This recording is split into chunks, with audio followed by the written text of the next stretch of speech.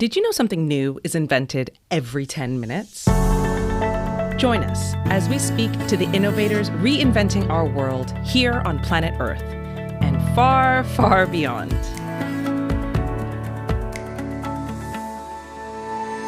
Welcome to GTWN Now, a podcast brought to you by the Global Telecom Women's Network and sponsored by CMS Global.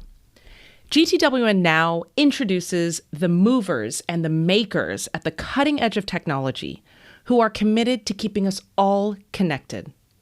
In each episode, we invite a leading expert to share her experience building life-changing inventions in places and spaces that don't yet exist, and the inspiration they must muster to tackle the impossible. We also ask our guests to share tips, tools, and strategies to reach your own moonshot. I'm your host, Rosali Gitau, founder of Bixi FinTech for Women and Global Telecom Women's Network International Board member. Welcome to GTWN Now.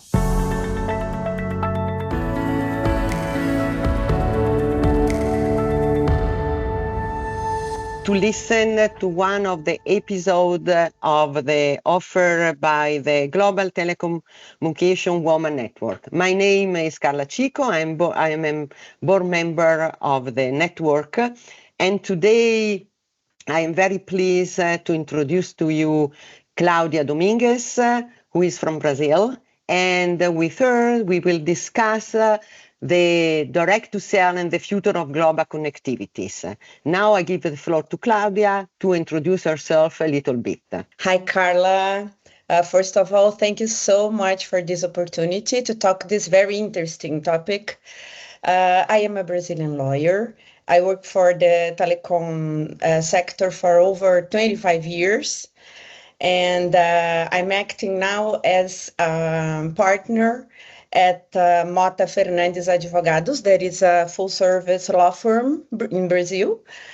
I am the head of the infrastructure area, such as telecommunications, energy, sanitation, and other areas. And I work with M&As, and I work with a complex contract as well.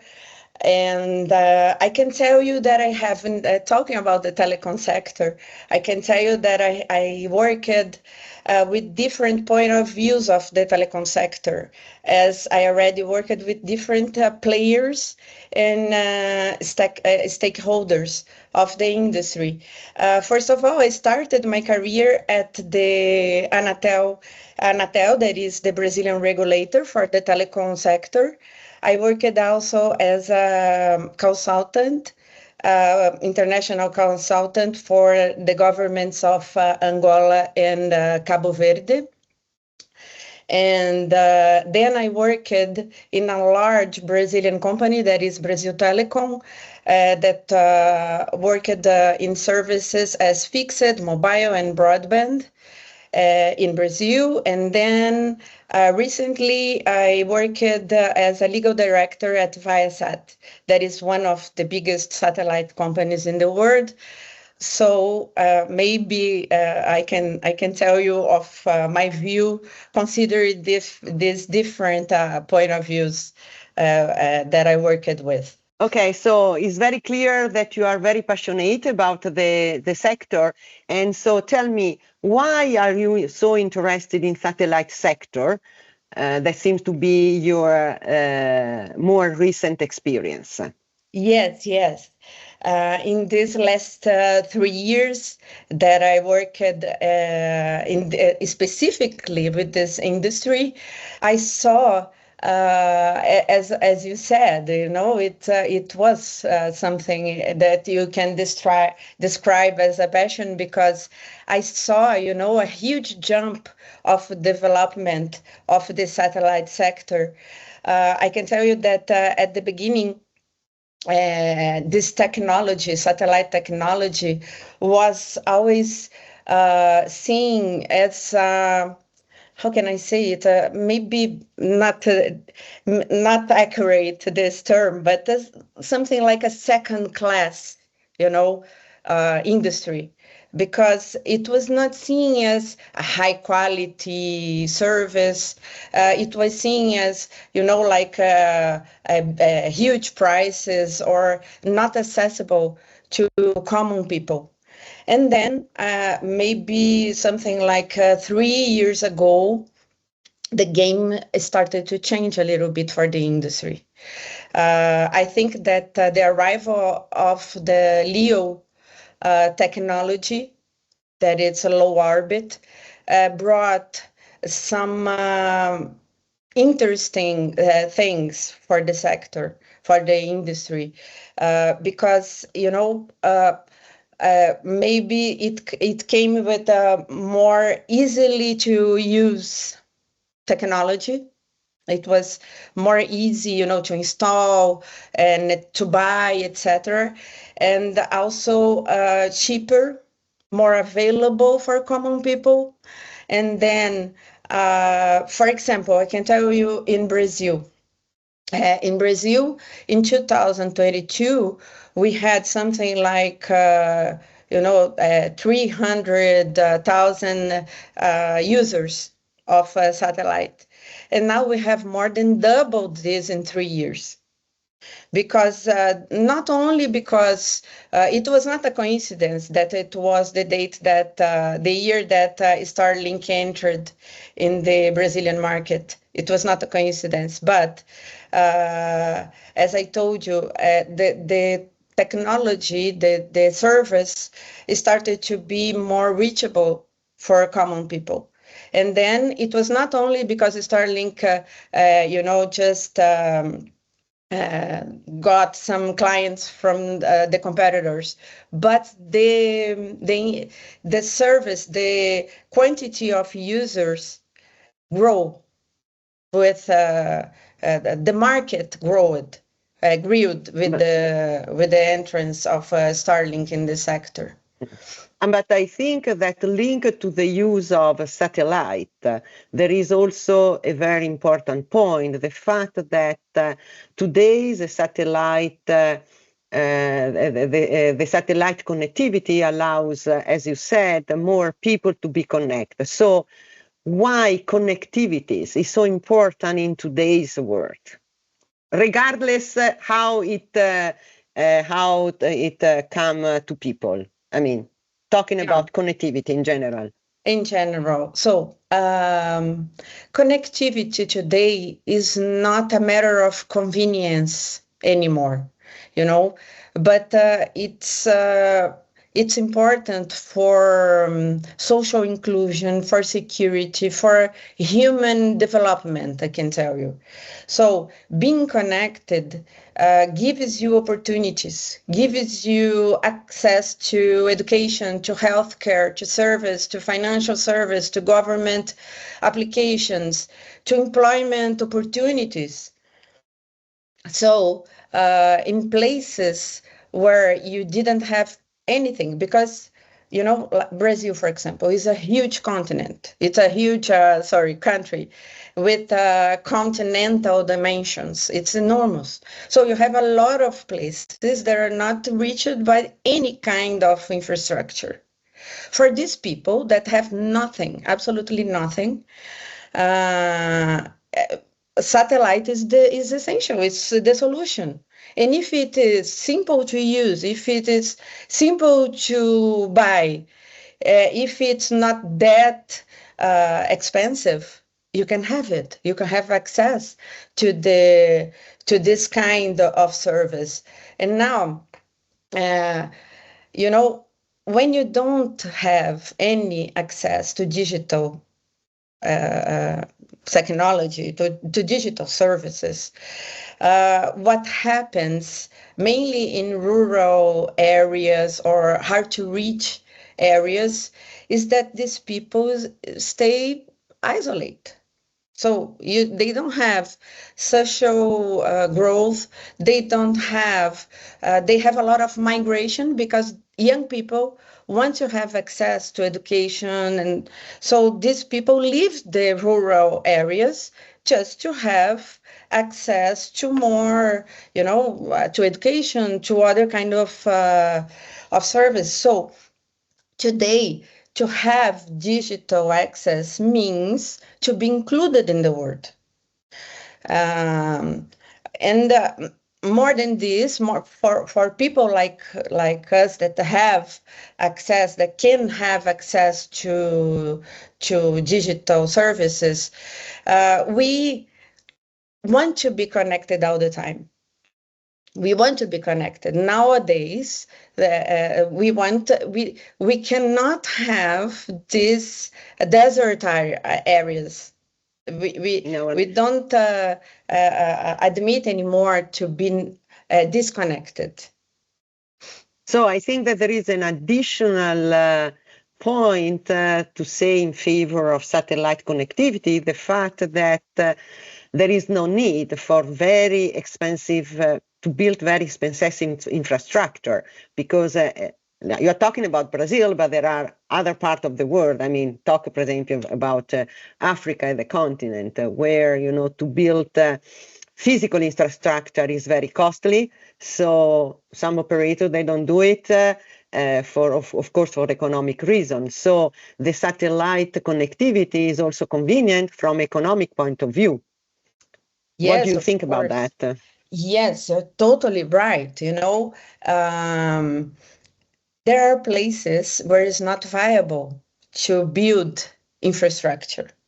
It's a fact. The companies want to have economic return for their investments. Okay, so if they can, these companies, the MNOs, the mobile operators, if they can use this infrastructure, the satellite infrastructure with good quality, and don't need to build their own infrastructure, it's a gain.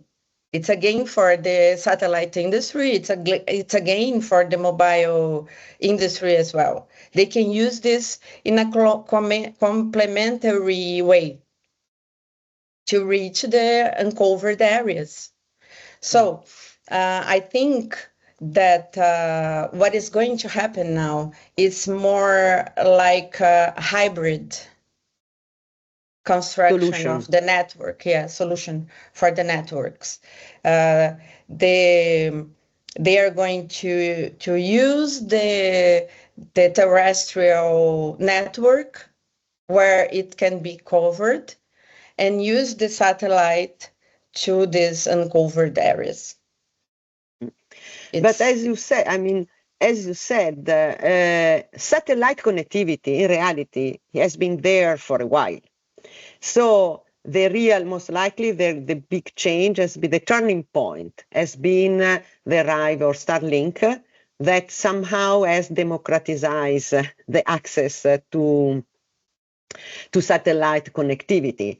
And recently also Amazon that launched Leo. So how do you see the development of this technology, not only from a point of view, from a technical point of view, but also from economic point of view? You are seeing that it's going to be accessible, becoming more economic, that is going to, as you said, to become a complementary part of the infrastructure of all the telco operator, or is going to stay in the hand of a few players? No, I think that it's not only the arrival of the LEO solutions, I think. I think that geo solutions are getting better as well, because the problem with the geo solutions is that they didn't have a lot of capacity to give. So what is happening now is that the major companies are investing more in more high capacity satellites. So not only the LEO are going to benefit of all these hybrid solutions that are going to happen, but also a lot of geo good solutions as well. So what I think is that the world is giving importance, the real importance to this to the solutions that were not that it was not considered before, but it was not maybe ready to be considered as a part of all this system, all this infrastructure system. What I think is going to happen now, you have a lot of good players, a lot of players investing in the industry. What is going to happen is that, first of all, I think that that there is space for all the competitors, because you have so many areas that are not attended. You have a lot of, you see in Africa, in also in Brazil, in huge countries, that you have a lot of remote areas, or hard to reach geographically speaking, these areas as well. For example, we have the Amazon forest in Brazil. How can you are going to build mobile towers there, or also fiber is impossible to reach these areas. So satellite is the solution. It's not only the solution because of this. Also, yeah, you can see like climate events, like earthquakes, or a lot of things like this, where Hurricane. yes, hurricanes and things that can destroy the network, terrestrial network. Satellites are resilient. It's a resilient infrastructure. Now it can be used in other kind of applications as well. We had some climate things here in Brazil, and the only solution that you had was the satellite system. All the other networks were not working, but you had the satellite. So it's also a kind of resilient. It's a way of you have a resilience of the network. And what I think, that you mentioned Amazon Leo. Amazon Leo is arriving, is being launched. I think they are planning to launch this year. I think it's going to be a huge player as well. They are planning. They are going more. What they are saying is that they are going to attack more the not only the B2C but B2B. So the idea of the Amazon, at least, is what they are saying, but is not only to go to B2C, but going to B2B and to offer their service, together with the cloud solutions that they have, AWS, and try to reach and to be a complement of the other players' infrastructure. The idea is that, of course, that in B2C, they are going to be huge, as well as they are going to have a large market base clients, because they have Prime, they have a lot of clients already in their system. I think that it's going to be a very important player as well. Good. So it's clear that the satellite can guarantee good connectivity, not only for a daily use, but also, as you said, for security during potential natural disaster. And clearly this is going to help, on the other hand, also the development of the economy. Mm-hmm. Correct? Yes, exactly. And what I think, talking about cell phones, the access to satellites direct from your cell phone, this is going to change a lot, I think, because I think it's going to be a game changer, because what is happening now, and there are a lot of partnerships being, already announced. And if you can access the satellite network through your cell phone, it's going to be, a huge difference. It's already happening, but what is happening now is that you are not going to have, at least by now, huge quality, like broadband in your accessing the satellite.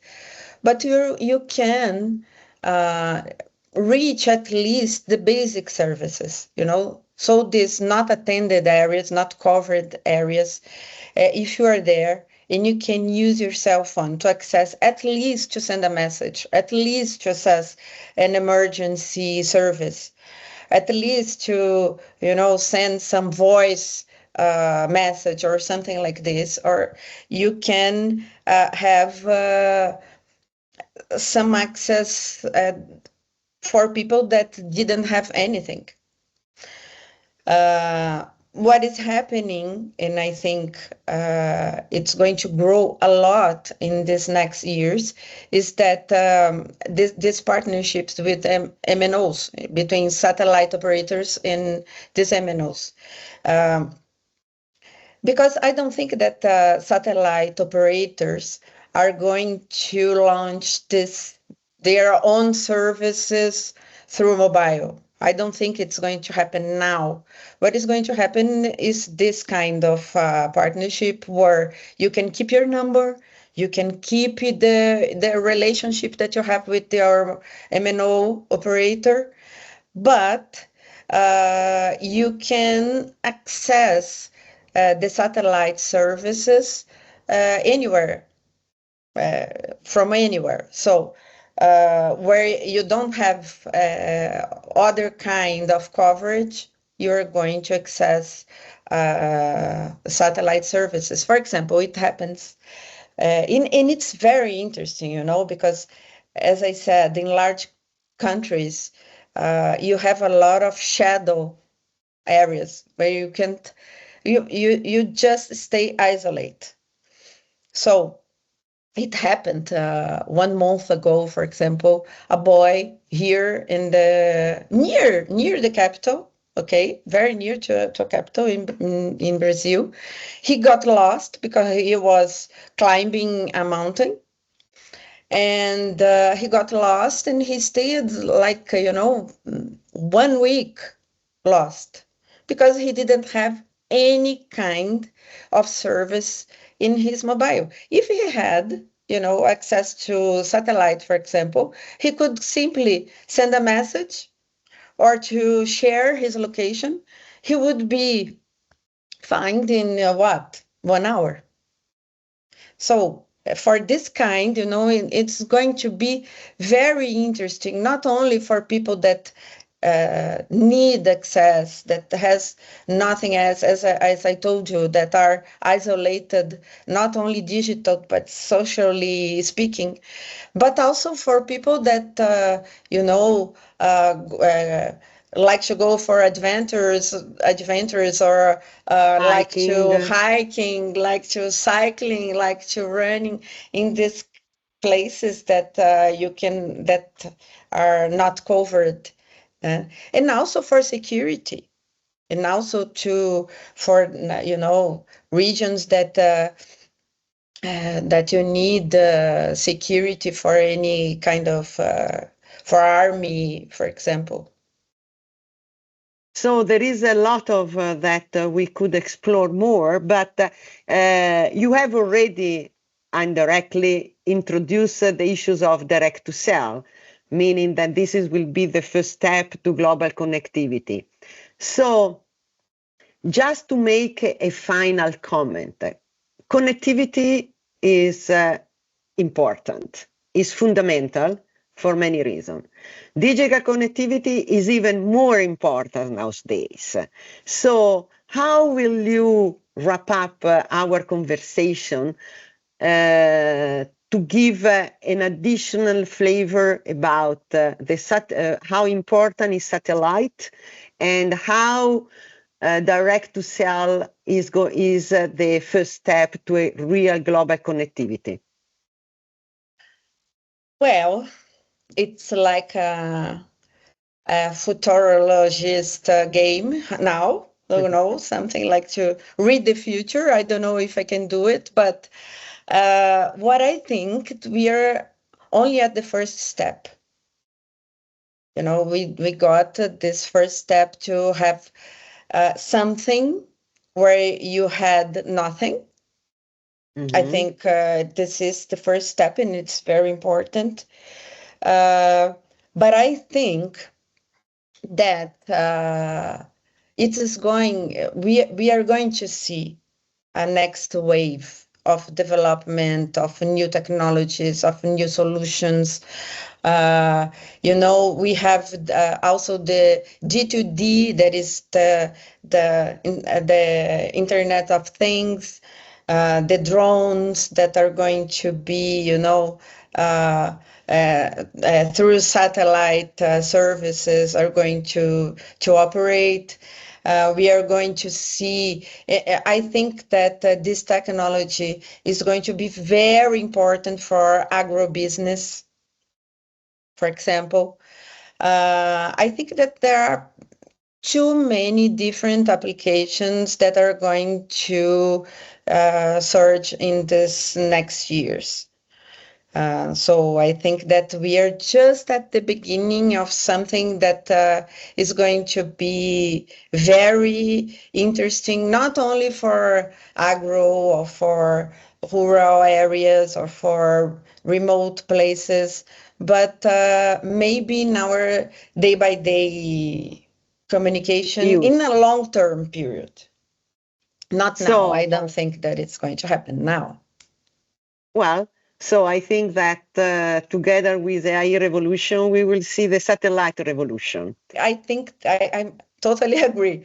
I think that AI, of course, it's already a reality, né? So it's happening already. I think that it's not a satellite revolution, but a more simple way to have connectivity anywhere, everywhere, in high velocity. I think it's going to happen, not in a short period, but it's going to happen. I don't know. I don't think it's going to be a satellite solution only. I think it's going to be this hybrid solution. Yes, that is going to happen. So, Claudia, first of all, thank you very much to be here, and thank you for your so passionate way of talking about the satellite and about connectivity. And to all our viewers, I thank you very much to have listened to us, and see you. Thank you, Carla. It was great.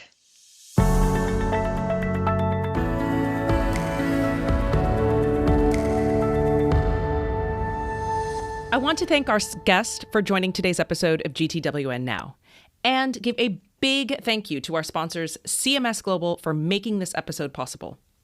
Today's podcast will be available on our website, gtwn.org, Apple Podcasts, Spotify, and wherever else you get your podcasts. Don't forget to hit the subscribe button so you'll be notified when new episodes drop. I'm your host, Rosalie Gitau, GTWN International Board Member, wishing you a week of wonder.